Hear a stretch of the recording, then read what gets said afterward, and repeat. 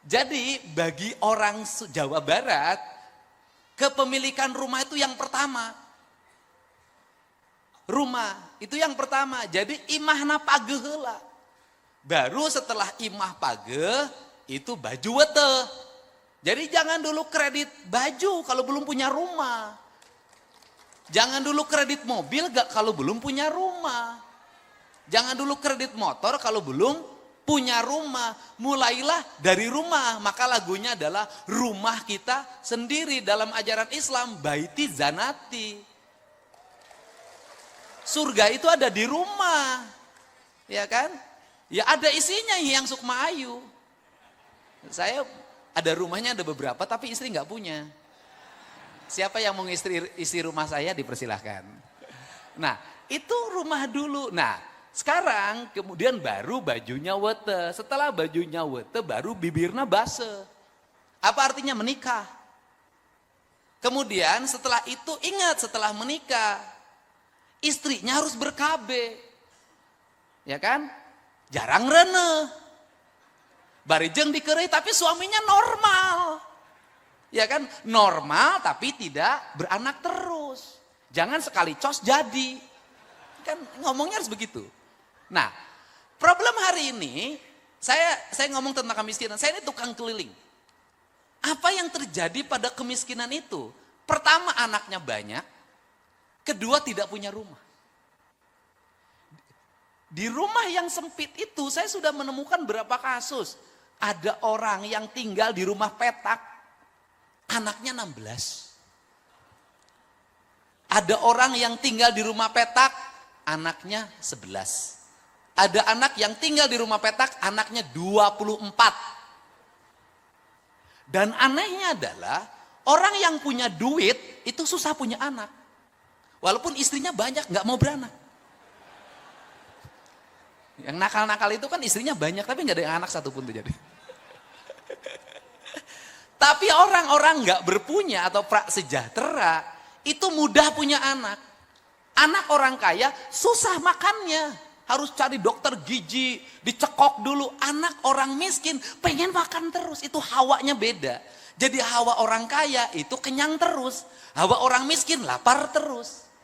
Nah ini kan yang terjadi seperti itu. Nah sehingga negara kan harus nyelesain problem kemiskinan. Negara harus membangun pertumbuhan. Saya sampai sekarang otak saya tetap walaupun nggak pernah sekolah statistik.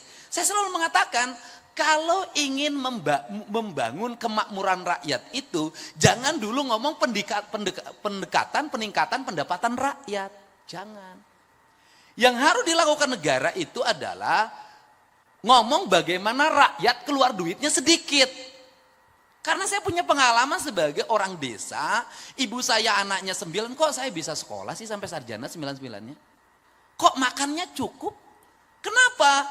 Karena ibu-ibu kita dulu berhasil memanage rumah tangga dengan sedikit pengeluaran. Yang penting punya beras sama garam, itu udah tenang hidupnya. Sekarang nggak bisa, nggak punya kuota nggak tenang. Gitu loh. Nggak bisa jalan-jalan malam hari nggak tenang. Ini problem apa sih yang terjadi pada masyarakat Indonesia hari ini, pada masyarakat Jawa Barat? Yang terjadi adalah kajen teing tekor asal sohor. Problemnya apa? Kelas menengah bawah ini ingin bergaya seperti tetangganya yang agak atas. Apa yang terjadi? Pinjem. Untuk itu makanya tidak boleh para pejabat memperlihatkan, memposting sesuatu yang tidak terjangkau oleh rakyatnya. Gak boleh. Misalnya cerita, ini saya lagi belanja di Singapura. Gak boleh. Karena pejabat walaupun duit sendiri. Oh ini saya lagi makan keluarga di rumah makan ini. Itu menimbulkan obsesi. Membuat mereka ingin seperti apa yang dalam video itu. Anaknya, akhirnya hari ini banyak orang kelas menengah bawah tidak masak di rumah, makannya di rumah makan. Nah sehingga akses yang harus dibuka oleh negara hari ini adalah pertama bagaimana rakyat mendapat akses pendidikan.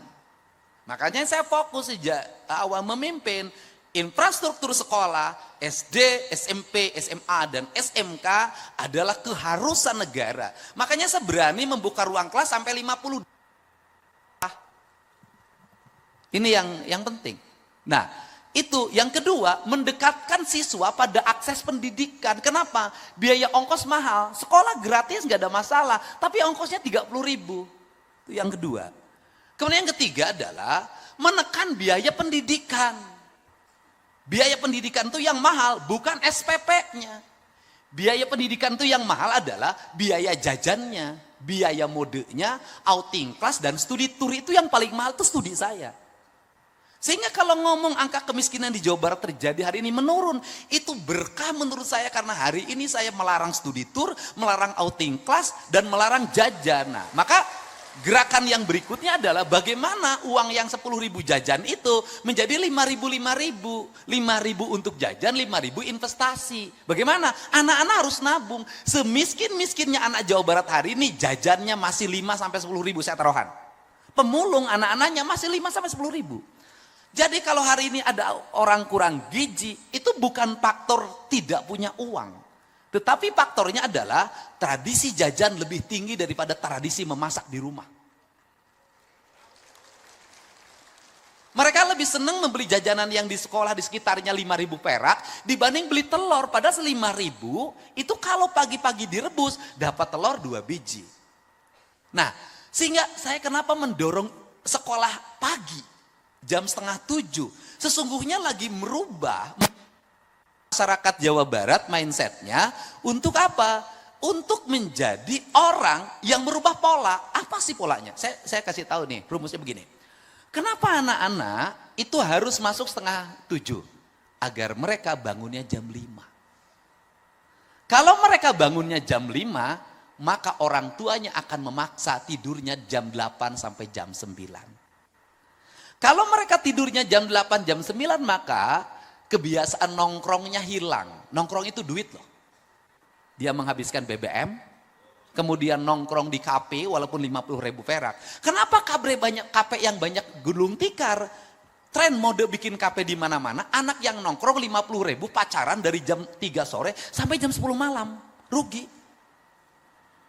Ya kita ngalamin begitu juga. Kalau yang punya duit enggak mau kelihatan umum, ngeluar duitnya banyak.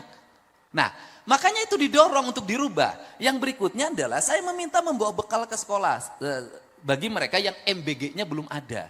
Untuk apa? Membuat tradisi memasak. Jadi tradisi memasak kaum ibu di rumah itu sesungguhnya piranti jalan untuk membangun kesejahteraan rakyat. Tradisi. Nah, dari tradisi ini maka yang kedua adalah layanan terhadap, ini nanti ya berpengaruh pada perumahan. Layanan terhadap kesehatan. Makanya penting ambulan. Makanya Pak Kepala Bapeda, tolong sopir-sopir ambulan itu oleh kepala desanya tidak dilengkapi BBM. Akhirnya walaupun ambulannya ada, ketika berangkat mungut. Dan mereka tidak digaji. Makanya saya meminta sopir ambulan itu dimasukkan menjadi tenaga pemerintah kabupaten dan provinsi. Ini penting loh Pak. Jangan sampai yang nggak ada kerja digaji, yang kerja nggak digaji. Ini di Indonesia itu begitu. Nah, ini harus diakses. Yang kedua adalah bagaimana mereka mendapat layanan di rumah sakit. Nah, apakah layanan di rumah sakit itu masih menyelesaikan BPJS bagi masyarakat miskin? Tidak.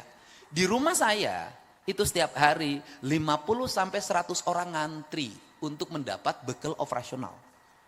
Makanya operasional gubernur diberikan ke sana. Kenapa? Pak, BPJS-nya sudah bisa Pak, kita free. Tetapi Pak, kan selama saya di rumah sakit, suami saya nggak kerja. Berhenti Pak anak di rumah, makannya dari mana? Makanya perlu biaya untuk nungguin. Maka di Bandung saya sudah meminta kepada Dinas Kesehatan untuk seluruh rumah sakit yang menjadi rujukan dari daerah, kos-kosannya dikontrak oleh Pemprov. Kenapa? Mereka selama nungguin di sini bolak-balik ongkos berapa?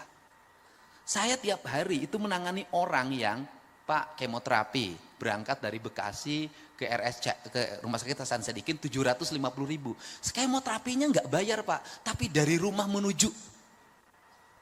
Nah ini hadir lagi, negara hadir lagi menyelesaikan itu. Nah itu kedua diselesaikan. Nah kalau kebutuhan dasar masyarakatnya sudah terpenuhi, pendidikannya sudah free, kemudian negara keras terhadap sekolah untuk anak-anaknya tidak boros jajan, mereka menabung.